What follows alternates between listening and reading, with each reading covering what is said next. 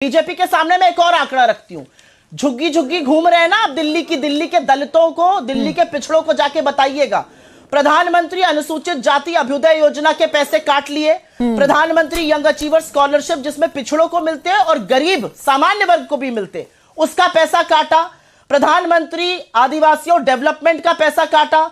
Post matric scholarship दलितों की काट ली। ये सारी चीजें भी लोग देख रहे हैं। ये महिलाओं की बात करेंगे। पीएम पोषण जो मेन स्कीम होती है, 12,500 करोड़ आवंटित थे, 2,500 करोड़ काट लिए गए।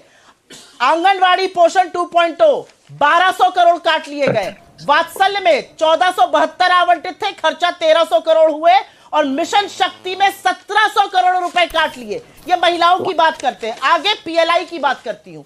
जॉब्स और सृजन की बात कर रहे थे ना, रोजगार की। ये आंकड़े हैं और ये आपका कच्चा चिट्ठा खोल रहे हैं। पीएलआई माइती में 423 रुपए की कटौती हुई। 3,500 करोड़ रुपए पीएलआई स्कीम ऑटोमोबाइल सेक्टर के लिए आवंटित थे। खर्च कितने हुए पता है? 347 करोड़ रुपए। 3,153 करोड़ काट लिए गए।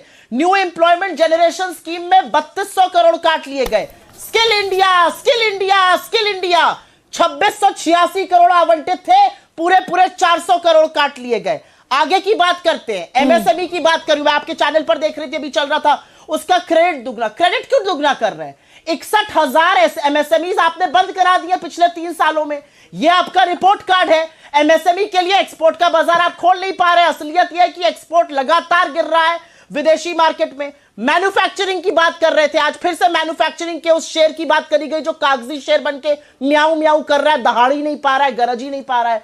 मैन्युफैक्चरिंग की असलियत यह है कि 2022 तक मैन्युफैक्चरिंग को जीडीपी का 25% हो जाना था, वो 15% पर है। ग्रोथ होनी चाहिए थी 12 से 14%, हो रही है 5.8%। और एक छोटी सी बात कहकर मैं अपनी बातें खत्म करती हूं। हम भी आंकड़े बोलेंगे, वो भी आंकड़े बोलेंगे। हम आंकड़े बजट से बोल रहे हैं, वो व्हाट्सएप के फर्रे से हो सकता है बोल रहे हो।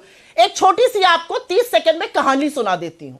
जो कर्जे की बात कर रहे थे ना, सबका जी चंगासी, एक सुमन नाम की औरत थी, उत्तर प्रदेश से आती हूं, एटा की रहने वाली थी। उसके पति की 1.5 साल पहले मृत्यु हो गई और उसके 6 बच्चे थे और एक बूढ़ी सास थी।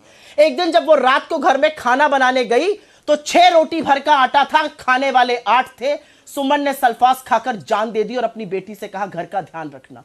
यह आर्थिक तंगी है। जिस आर्थिक तंगी को आप नकार रहे हैं, इन लोगों के लिए आपने क्या किया? एक किसान जो आत्महत्या कर रहा है उसके लिए आपने क्या किया? आपने तो एग्रीकल्चर और रूरल डेवलपमेंट का बजट काट दिया।